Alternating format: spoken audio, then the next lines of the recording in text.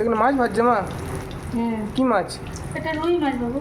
বাহ, আর এখানে রসগোল্লা ভিজানো, কত সুন্দর, দারুণ লাগছে। তো বন্ধুরা, এই ছাতুটা এখন এখানে খুব পাওয়া যায়, এই ঝাড়খণ্ডে। এটা খেতে কিন্তু খুব ভালো লাগে। না, মাটির নিচে হয়, কিন্তু মাটি খুঁড়ে বার করে মাটির নিচে। আমার সবচেয়ে ফেভারিট। হ্যাঁ, আর এই যে কুমড়ো শাক কেটে নিয়েছি। আর আমার বাবু জানে তো আজকে আমাকে ছেড়ে ঘুরতে চলে যাচ্ছে একা একা, তাই না? আর আমাকে একা রেখে বাড়িতে। আমি তো তোকে মানা করিনি আমার সাথে যেতে, তুমি তো নিজেই আর আমি যাবে না। না, সত্যি কথা বলতে, মেয়েটা তো থাকে না সামনে, মেয়ে সেই কলেজ পড়ার থেকে আমার থেকে দূরে, তবু অভ্যাস হয়েই গেছিল। কিন্তু একে ছেড়ে তো থাকতেও পারি না, একে ছেড়ে আমি ঘুমাতেও পারি না।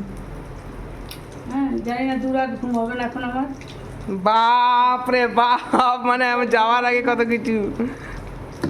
আর বক বক করি, বকতে থাকি, মিথ্যামিথ্যি চিল্লাতে থাকি ওর উপরে, সেগুলো বন্ধ থাকবে, মুখটা বন্ধ থাকবে। আমার কানটা একটু রেস্ট পাবে।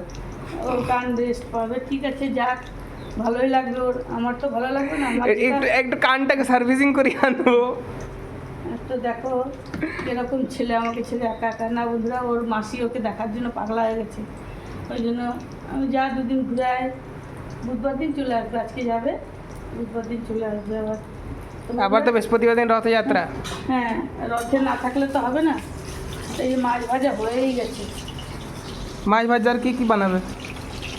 আজকে আজকে কিন্তু অনেক ভালো ভালো রান্না আছে, হেভি হেভি রান্না আছে আজকে। ঠিক আছে, তাহলে করো। আজকে দুপুরে দেখতে হবে মাছ মাছ রান্না।